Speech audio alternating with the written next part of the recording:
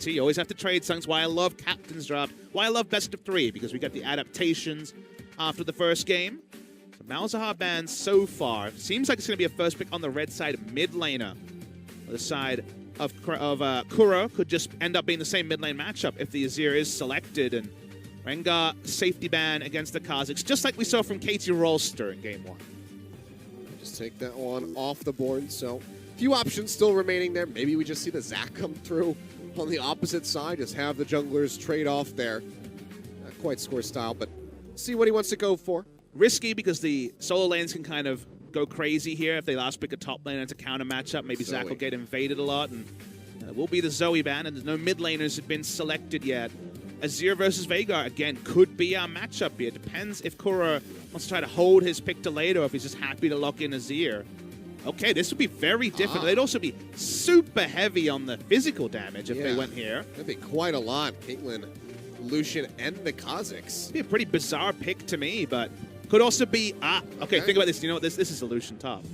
This is Lucian top to try to bust through the gangplank. This is a lane counter choice by Keen. It will not be a Lucian middle from what I'm expecting. In the meantime, though, playing with my heart. It's going to be his pawn, You know, flashes the Zed for just a second, but seems like Azir going to be the likely lock-in here. And there we go.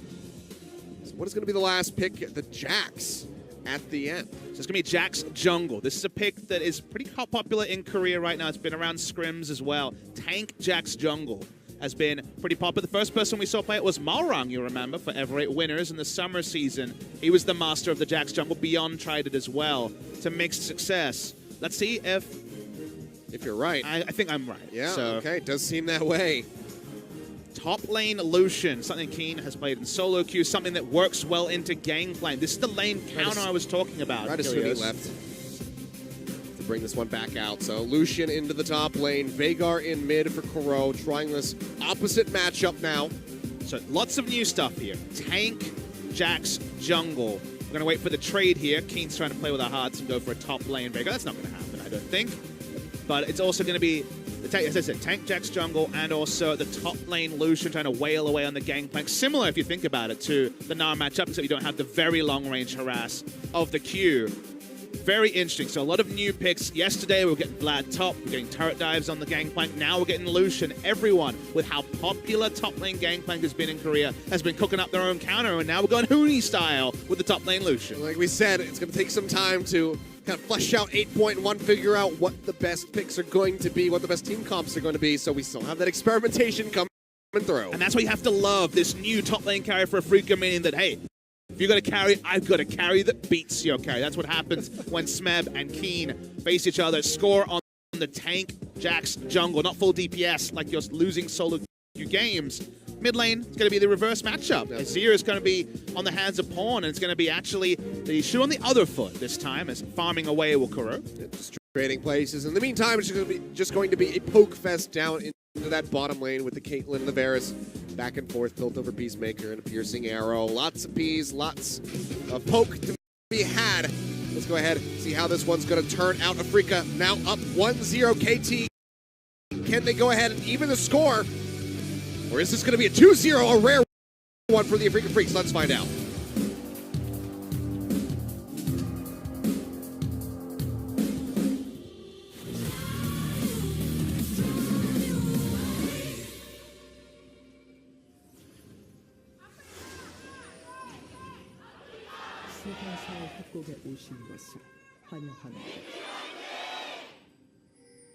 All right, and here we are. So just trading places there into that mid lane. Kuro now with this Veigar. We'll see how he's able to pilot this one. We only saw a couple picks come through from Pawn.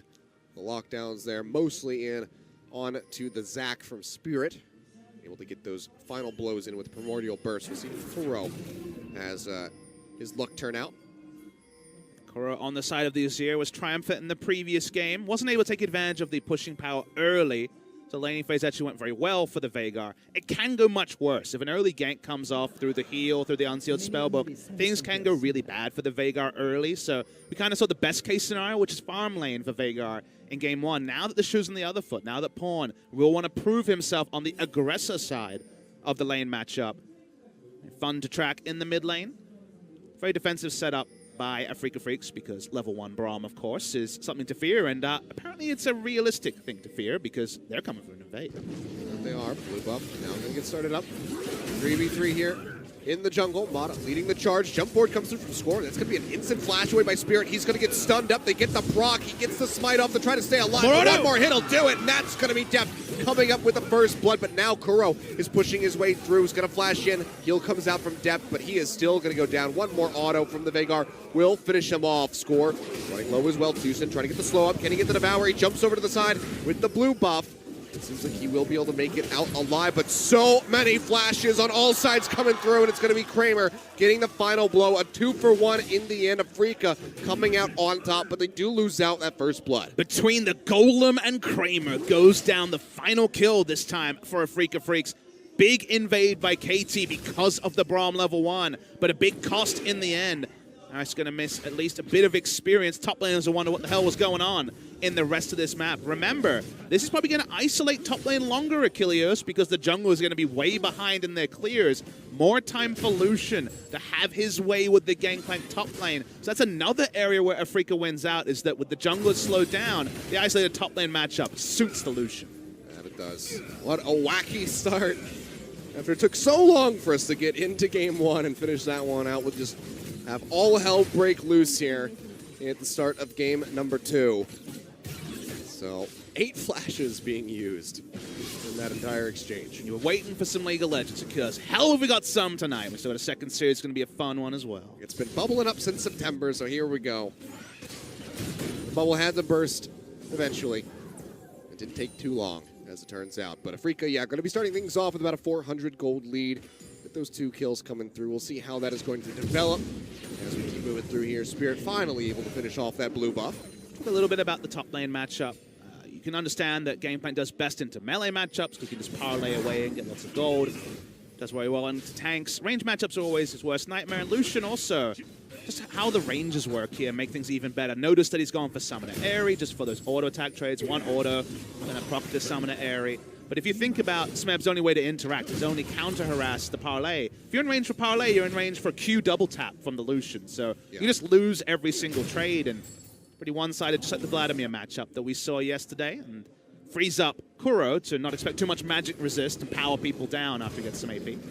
Certainly going to need some visitation there into that top lane as Smeb trying to get a gank there on the Keen, who's playing so far forward. He doesn't have a care in the world. Yeah, he's got a ward in the river. That's about it. Any wraparound from behind through that tri-brush would catch him completely off guard. And, you know, stun coming through from the Jax, you'd have to expect that it would be one dead Lucian. I mean, this is the right play from Keen. Again, think of the available information. Level 1 Fiesta, meaning the enemy jungler is behind. Winning matchup. We know that Keen can win in winning matchups, and Afreeca have shown us, just like with Marin, let's give him the good side of the matchup. Let's try and get him ahead. Afreeca actually slowed down a little bit with Marin, you remember. He started just blind picking Maokai. But on SKT, he found his success with the counter pick, and now Keen gets the counter pick, and he's going to try and run 1.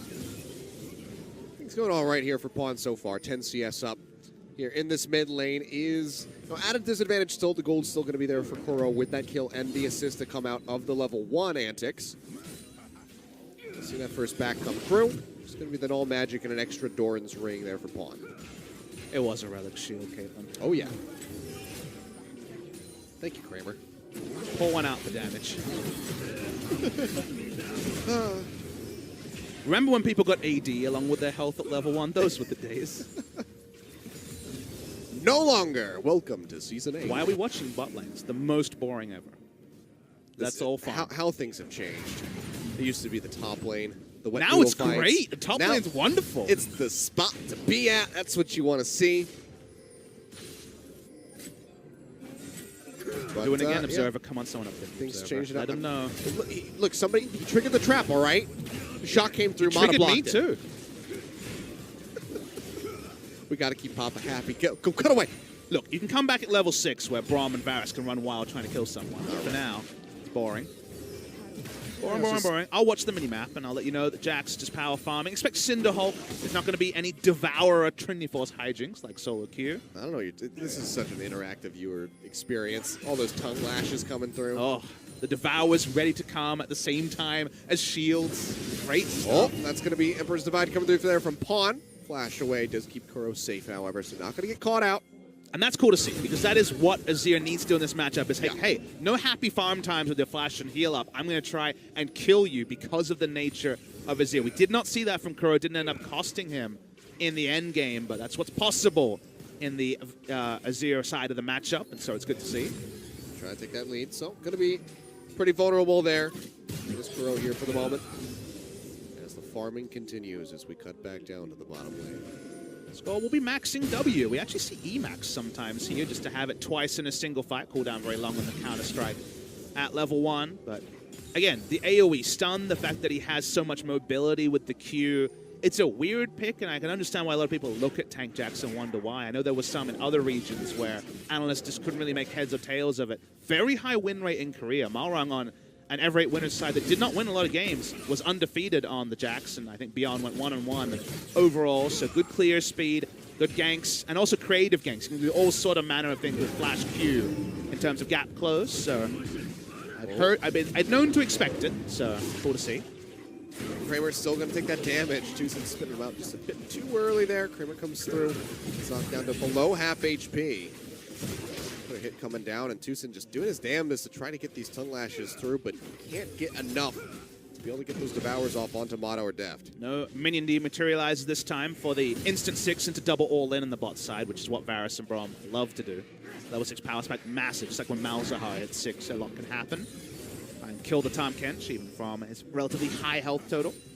Top lane, it's been a lot of pain for Smeb, but not a disaster. 20 CS down is about what you'd expect for isolated, no jungle help, Gangplank versus Lucian. Deft and Motto, just a slight roam up the river there. Taking out that Scuttle Crab where they can. Ian still just asserting his dominance. 20 CS in the lead here so far with this Lucian. He is still having one heck of a time. Control wards on the side are for Smeb, so at least he knows no dive is incoming. Does have the stopwatch to try to turn one around. No jungle attention top. Jungler's kind of been in that weird spot where they try to catch up because of all the hijinks at level 1. Or returns to lane. You can see he's been feeling the pain a bit more than his opposing number.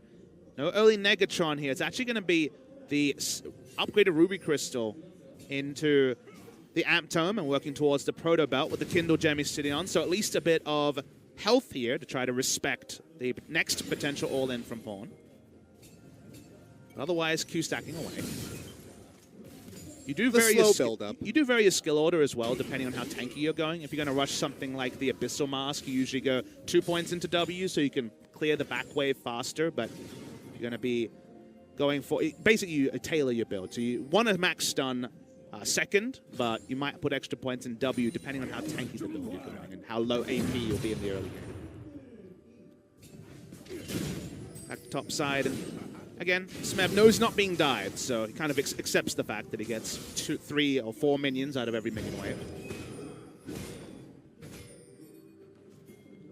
Slow and steady as she goes. Spirit making his way up towards that top side as his score will be spotted by that ward in the river. So he's throwing one down there into the Tri-Brush, yeah. So Spirit could walk in through lane, but it's already shoved so far forward because King has just been all up in Smeb's face this entire time. So no real point, so Spirit can just go ahead and keep going through the jungle. Sort of communication that I think you should compliment a team for is that it's apparent to Afreeca that they don't own the vision around mid to top side. So a lane gank or going for your golems at the top and then a lane gank is probably the only way to prey upon what is a winning lane matchup. So the only way to snowball this matchup is to come through top side. So good communication, but probably won't lead to a kill at this juncture. Pawn hasn't gone for the second all-in. Probably not going to see Event Horizon used with any reckless abandon. It's already Proto Belt is complete here, so a little bit of kill potential for Kuro. A bit of extra damage, but also, you know, that nice little gap closer, maybe gap creator to get away from the Azir. Needed. Yeah, just slow and steady. Taking this one nice and patiently there. Bit of a slow burn of a game. Late game, we try to evaluate who that suits. It's pretty hard to read because it feels like Jack's jungle's power level, full tank in the late game, it's kind of undefined. 40% CDR is certainly annoying with all the AoE stuns and still does respectable damage. And then you look at Afreeca and they're Tom Kench and 4 carries. So it's going to be very interesting as the game flows on. I think there's more hard CC on the side of KT, but again, we've role reversed because Afreeca do have the catch potential of the Veigar, and everyone's dying to the Veigar this game apart from Jax. So I think vision control is going to be the big story. Mid-game vision control, I think, will snowball this game one way or the other. Mid-game's still far away, still seeing pretty defensive itemization from Bond going burst by into the Mercs and not something like the Stinger. It means extended laning phase, means more downtime for us to parlay. Hooray. Isn't that just a favor? I mean, we had so much action earlier, Papa Smithy, at the beginning of the broadcast that having this downtime is such a nice change of pace. Agreed. It has been an interesting day, Achilles. We are 2 hours 20 into our broadcast and only at game 2. Who knows how long this one could go for? This one could definitely be a slow burn. Yeah. You know what else is a bit of a slow burn? What? Blade Runner 2049. Oh, we're getting suspicious now. I'm not to talk about Blade Runner. Our personal sponsorship with I don't even remember which studio it was that made it, but Sony. oh yes, it was Sony. How could I forget? Given all the ad placement that was inside Kuro. Now throwing down that event horizon, we'll go ahead and burn out the cleanse from Pawn. It's also going to stop them from getting that Rift Herald. Doesn't mean that Kura alone stops the pace of the game being increased by KT. Stops that from being an early Rift Herald purchase. We've seen a lot of hard counter matchups. I kind of use a bit of inverted commas there because we're kind of evaluating just how hard counter they are. But you think yesterday to the King Zone matchup where Vlad had a massive lead, and there were games where we had the teleport Sivir trying to push in an Ezreal but not get the turret. Credit to the side of Keen. He does actually have a lot of turret damage done already to KT's turret. That's why you see score pathing around top. It's one thing losing in CS, another thing actually losing your turret is Gangplank at 13 minutes. So we could see 2v2, and note that Spirit is spotted here. Not going to be as sneaky as you would like. We'll go ahead and just finish off that ward there in the end, but not going to be finding the kill. In the meantime, though, scores weeding in the brush. Counter-Strike comes up. Goes down. Control ward, though, and he'll just go ahead and have to figure that one out. We were so close to having some action, but that would be against the run of play here, Papa Smithy. Exactly. Against type. We don't play against type here in the LCK. Slow and steady only. Yeah. We're all hares. So Slow and steady only, and we watch nothing but the bottom lane. And apparently Blade Runner. Speaking of Blade Runner. Yeah, he's going to try to dash away, but the Counter-Strike still connects. Trades back a little bit of damage there. On to score, but seems like he's going to be just fine. Back to the farming phase. Again, you expect a lot more KT pathing around top side to stop this turret from going down. You know, this is a problem when you do have those exciting level 1 plays, especially when they're really messy ones, is that everybody decides, like, okay, that was too crazy. KT's like, you know what? We gave him 2 kills. We can't afford to do that. Guys, we need to play really smart and conservatively. And they just do nothing but sit back. And that's kind of the worry, is that, you know, in the LPL you double down on aggression. Here we double down on defensiveness. Like, all in. What is the cost of me getting that extra minion? I've let my flash down. That's just the way we roll here. Sometimes you just got to go all in and work out for you. Ocean Drake will go over to KT. 14 minutes and 40 seconds there on that tank. And it's going to be a Cloud Drake, so we're not even going to be getting too many interesting Drakes to start off the game. Another small advantage that we didn't see in the reverse matchup is KT taking objectives against the I really only want to farm, please don't do anything Veigar. So I like to see when you have a pushing advantage, extra objectives coming in. So I'm able to take that turret, that objective, but turret HP very low for Smeb, as we outlined a couple of times. He wants to teleport back in. No minion wave. I'm not sure if we're going to be able to continue the turret. In fact, he has to stay because his minion wave is so far away. Decided to stop, so it's just going to buy some nice time there for Keen. So he'll go back to base, get another purchase in. Doesn't have the TP himself, so we'll have to run back. So he'll be arriving a little bit behind Smeb in all likelihood. But that's going to be the Blade of the Ruin King completed for him. That power really amassing for this Lucian, who is very far ahead as far as the CS is concerned. Again, Parlay plus the Klepto gold coming through for Smeb will help carry back a little bit of that deficit, but this is still pretty crushing to see so far for this, new top laner for the side of the Afreeca Freaks. Yeah, the Kleptomancy, of course, one of the big extra gold generations, like you mentioned, the Frostfang in the jungle. But another new thing, talked about a couple of times, is hyper carries in bot lane. And people ask why. Why hyper carries? We're not necessarily seeing the most tanks, so why do we see Kog'Maw, Varus, both of them going for the early Ginsu Rageblade? The reason for that, Achilles, is that everyone has a million heals and a million shields in the bot lane with Overheal and Fleet Footwork. So you're actually freely getting away with rushing items like Ginsu Rage Blade that have the very low power early, but then turn into big power when they're completed, because the laning phase is so long. You can get a Rage Blade or an Infinity Edge, very expensive items that usually are second or third, with no cost, because the laning phase is so damn long. Deft going low, takes that turret shot. A lot of hits coming through, flash forward on the tongue lash. Glacial Fissure will catch Kramer as he gets knocked up.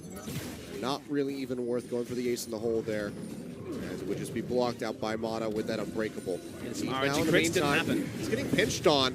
Does not have that last cone available. In the meantime, Spirit will get locked down by the Counter-Strike. TP's coming through. Will get canceled out in the end, and everybody's just going to go their separate ways. The bot lane is being pushed in. I'm not even sure who that teleport was from. I believe it was Kuro. It was Tucson. And Tucson. They both have cooldowns there on Yeah, their it was TPs. double TP, and Tucson had switched over, support switching over to the teleport with unsealed spellbooks, one of those cheeky things you can do in the laning phase, especially when no one's dying. Don't need an ignite or an exhaust when everyone's farming up their relic shields. Mid lane. Ring of action coming through there. Pawn now locked into that event horizon, but can't really get on top of him. Spirit a bit too low to go forward, and School waiting in the wings, so they go ahead and they peel back. Not in kill range with just a Proto Belt and CDR boots, so that's why no attempt at the ultimate there from Kuro. Return to the Rift Herald that was thwarted by Kuro earlier. So this one started up. And it seems like they're just going to have to let this one go to the side of KT, so could enable them to go ahead and pick up a turret here. We'll see where they want to allocate that Rift Herald use. Nice timing. If you notice, Lucian was dealing with minions under his turret one of the first times he was pushed in, and Veigar was in base, so get it for free after it was contested last time. Nice little move by KT. They're getting small advantages from the pressure in mid lane, but definitely nothing to break open the end. Definitely nothing game-deciding happening through the Azir advantage in terms of tempo over the Veigar. A lot of fun in that slow on the Tucson, but it's not juicy enough of a target. Ben Horizon coming down, not going to catch anybody. So just go ahead and clear out that control ward. It's likely just going to be a bit of a wave clear war here in the mid lane. Jump forward, Counter-Strike, good flash away by Keen, keeps himself safe.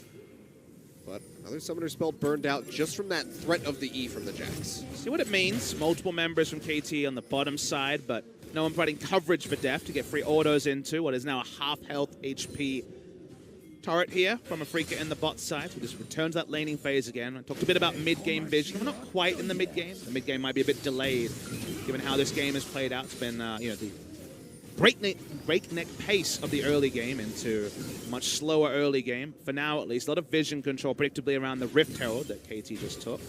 See where it's going to be plopped down. For now, Jax is in the mid lane, but they would love to crack that mid lane turret, force Veigar to be farming around his inner turret, but it's a multi-step process where you want deep vision and also first rotation from, say, a Gangplank to actually get that outer mid lane turret.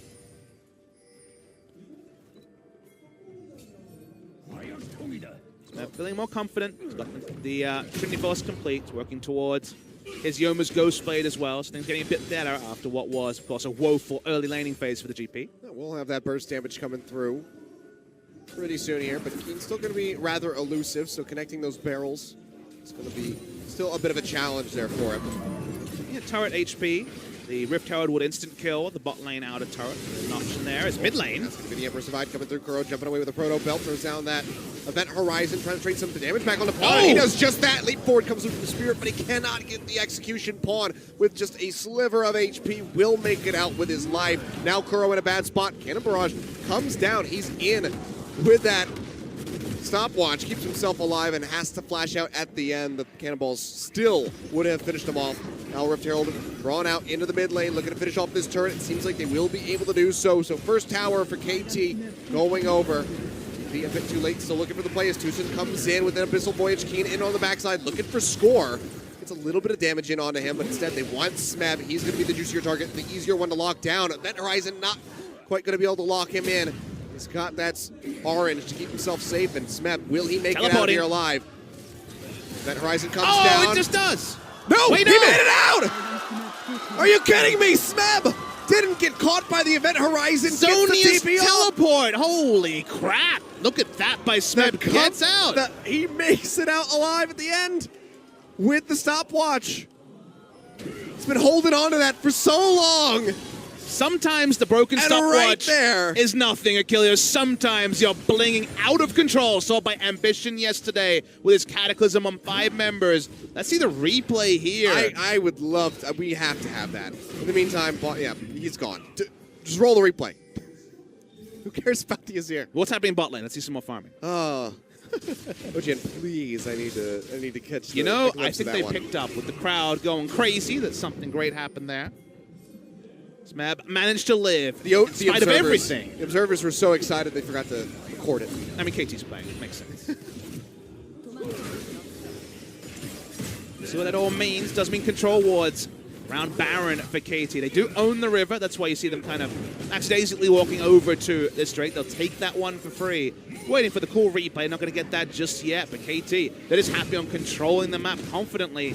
Second Drake of the game added to the ocean. Is the pick up there. Drake for KT. Vaughn not taking any chances. Immediately jumps away before that event horizon really even gets cast. Got the sand tower set up there into the top lane to help catch the wave. Make sure they're not pushing forward towards that tier 2. Spirit and Kuro in the wings. Not going to be looking to pinch in onto that mid side of the map. Almost just going to be wrapping around and joining in. Actually, no Kuro roaming back up, so we'll just be trying to match pawn up top. We'll try and get some control around the red side jungle here for KT. Baron's certainly a real possibility for them. Counter-Strike to dodge some of the initial damage, and a full tank Jax can tank it forever. They have very high Baron damage with Varus, with the Rage Blade, Azir, and also the Gangplank. Any of these outer turrets around the Baron adds that insurance, Kilios, for the Baron start. So I think Baron is going to be the big play here for KT Rolster.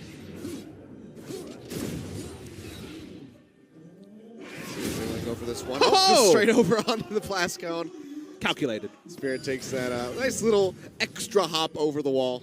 Man, if Smeb is writing a diary of today's game on Gangplank, he's going to have a lot of stories to tell. A lot of near misses with death. Today I almost died, and then I almost died again. But in just different comical ways half the time. It's great. Unreal. Kramer just trying to maintain this trap wall here.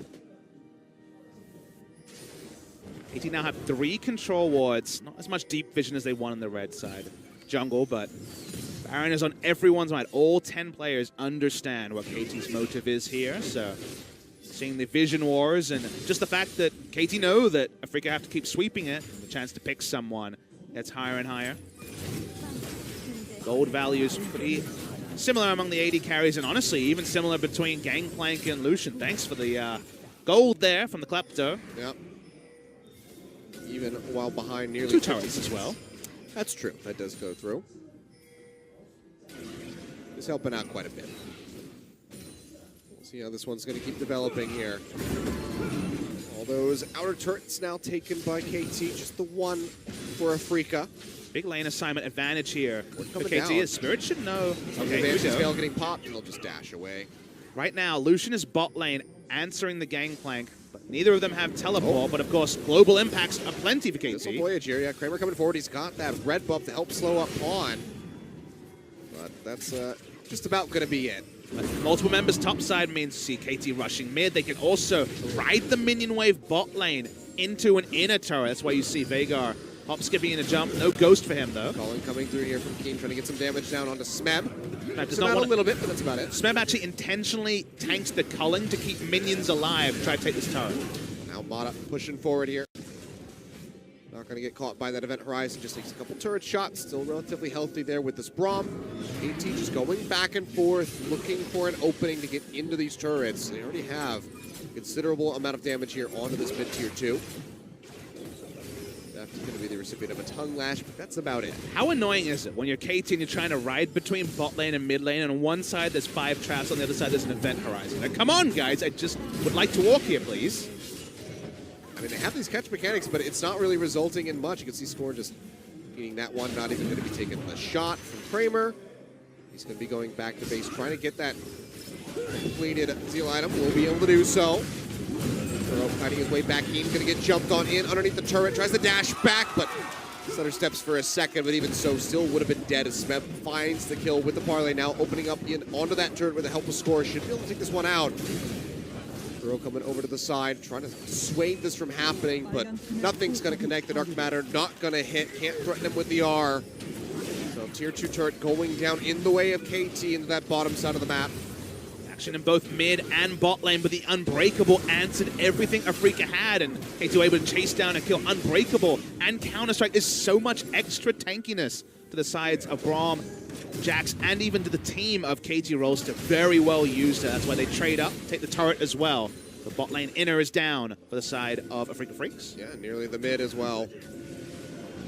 Are able to hold on to it here for the moment as Afreeca, but moving forward, trying to get these objectives to themselves is just proving to be so difficult. The vision control from KT already masterful, and that's how they are able to catch out Kramer right there. Just coming over the wall, scoops him up, Pawn finds the kill.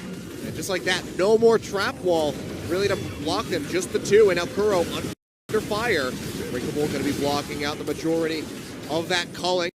Spotted just with the pop up there on a Kuro, but no one can collapse forward to finish him off, but instead they'll just be focusing down the turret. So another inner going down in favor of KT, stretching that gold lead even further. 4.5 just about now in the lead for them, 3-2. So the kills not going to be the biggest numbers that we've seen, but the gold is steadily moving forward here. And not to be outdone by Kuro's play in the last game. Sick Drift coming through from Pawn and picking up the Azirsec play onto Kramer, who honestly was kind of caught with his pants down, had flash and heal up, didn't use either and died. That time he had got the initial CC. There was no way to get out though, but Kramer caught unawares.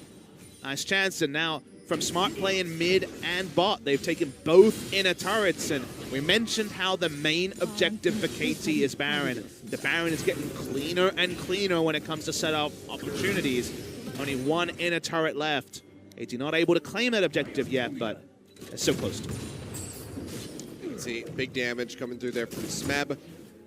2 barrels, all those minions now gone. Trying to catch up as best as he can. Keen as far as the CS is concerned. The damage thrown down onto Kramer, but can't get the concussive blows procs. I gotta say though, of this team is okay. We'll see if there's any action here. A lot of damage going on. Corruption coming through, forces the flash out there onto Tucson. Now out of both summoner spells. In the meantime, Smeb, he's gonna be looking for Keen. That calling, not at the right angle. Does get healed up. Does he have the damage? Smeb trying to trade this one back in, but actually, it's gonna be Keen coming up with a kill right at the end. He was able to finish him up, but he's got to get out of dodge. The score is waiting in the wings. Gets a bit of damage down there onto Spirit. Or to use the leap strike. More empowered hits. Might just finish off that Kha'Zix, but gets slowed up by the Void Spikes in the end. Not going to be able to get that killing blow. The bailout redemption there was so big. It's what turned the fight. Those extra autos at the end would not have happened without the redemption, and even the damage it does was not trivial.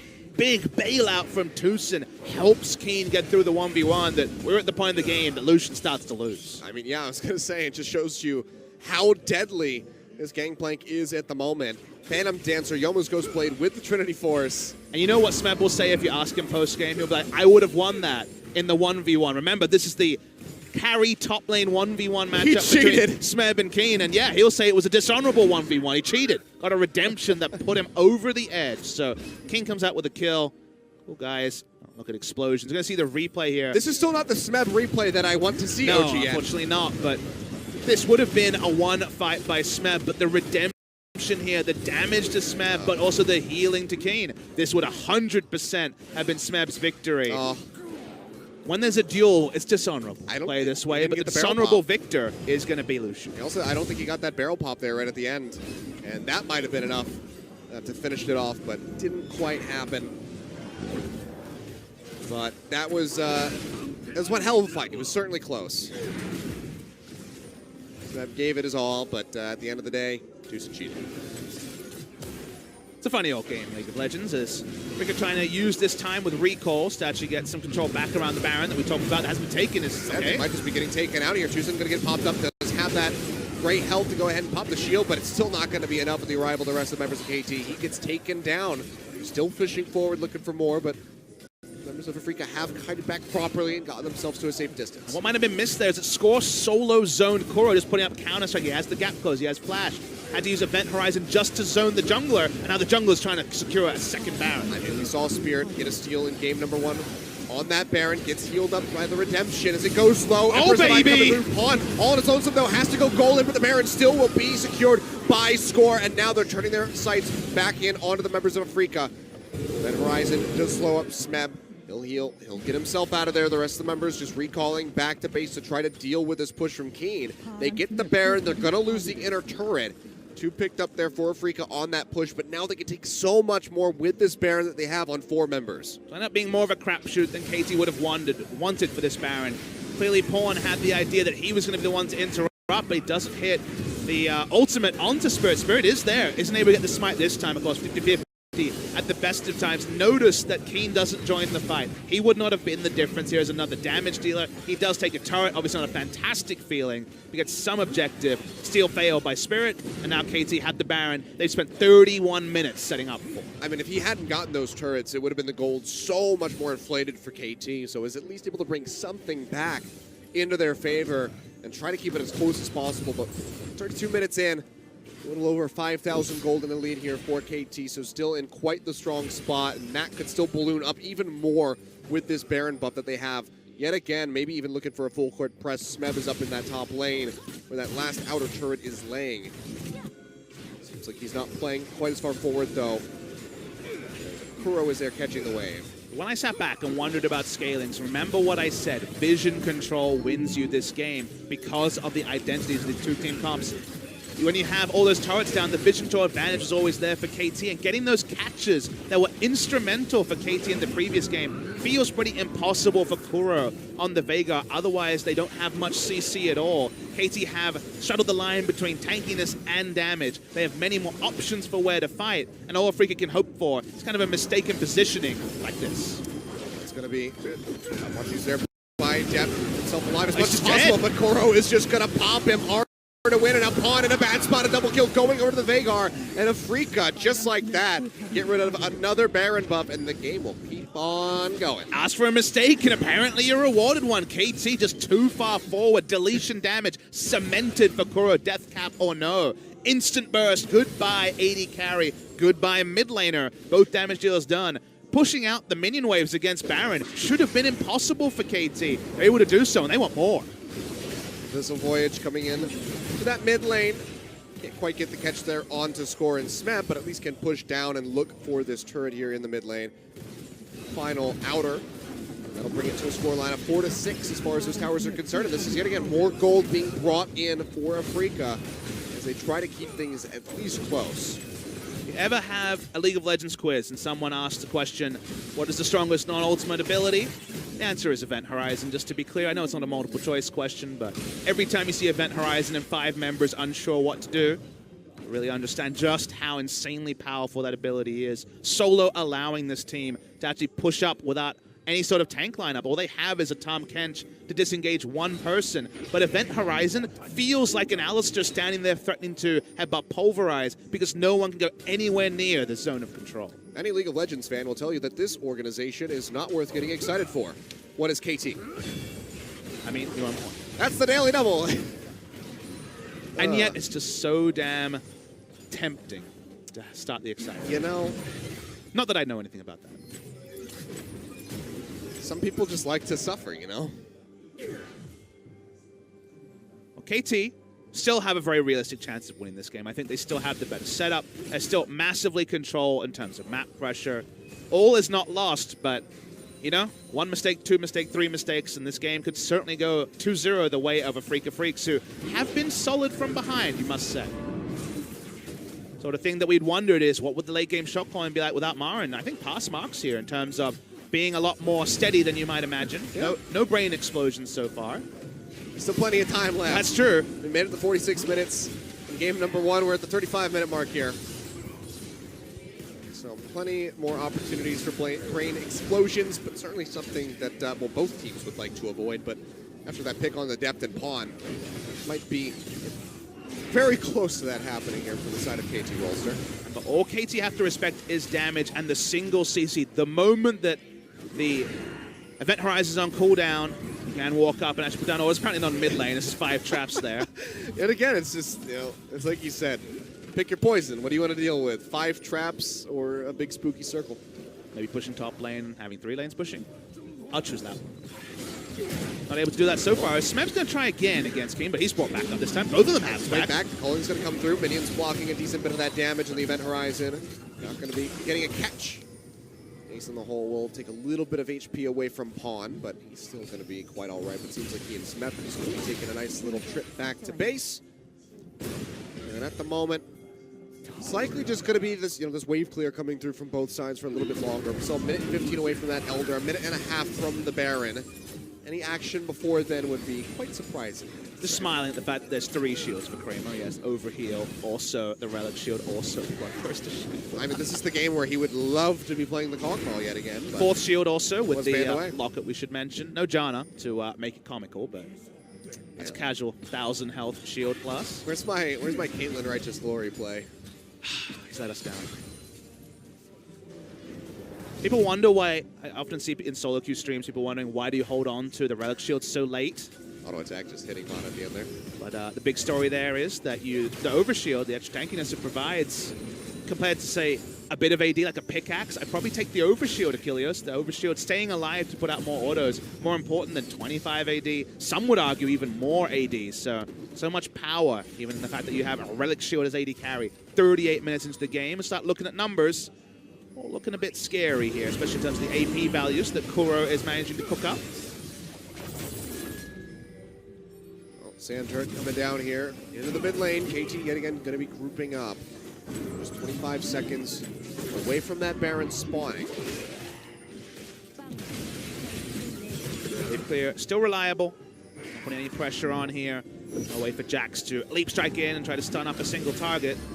And narrow the map with the Azir turret, but already low, so it does feel like you say, Baron and Elder are going to be the big story, although I do see Afreeca finally pushing out. Scorn going for the stun. The cleanse coming out immediately there from Tucson, keeps himself safe. And then Horizon zones back. Remaining members of KT just a little bit more there. Do remember that now Tahm Kench is a target. Something like Varus Ultimate might be enough to take him down, and then you can kind of run through Afreeca like a hot knife through butter. They are very squishy outside of the inherent tankiness of Tahm Kench Devour. Another thing that Afreeca really has to worry about is the double Guardian Angel that we have going on, the members here of Deft and Smeb. We're going to have to be killing them twice. It's already been proven quite difficult to finish off Smeb. Now looking to poke in from that right side. KT, even with flashes up, basically the way it plays is wait for the event horizon, then all in. Here's the all in though. That's going to be the Cannonball Barrage getting thrown down. Almost locked up with those concussive blows, but Kuro has eliminated Mana. Immediately just deleting him. Shield getting popped by Tucson. Event Horizon coming down. Has 2 members locked up inside. Kuro will still be picked off. However, that's going to be 2 kills now. Going over to the members of KT Rolster. Deft finishing off Tucson now. Pawn finishing off. He in there with that Lucian taking him out. I almost said Kramer because it's an ADC. But just like that, KT able to win the fight. They pull the trigger on it. Now they're going to be looking to knock down the inhibitors here. Kramer going to do his damnedest to try to defend this, but I think they have to give it up. They're going to try and end Achilles. I think it's a possibility here. They still have 2 huge auto-attack threats in the Azir and the Varus, and if Gangplank can walk up, they can finish this game fast. There's no tankiness on Afreeca. Tries to get that little pop there on Kramer. Doesn't get too much damage, but now they're going to go in. That's going to be that counter-strike coming through. He gets absolutely annihilated, and KT will be able to finish the game here. Just shy of 40 minutes on the clock. They tie it up yet again. Papa Smithy. A Game 2 finish for KT. A Game 3 that has to be played between these 2 teams.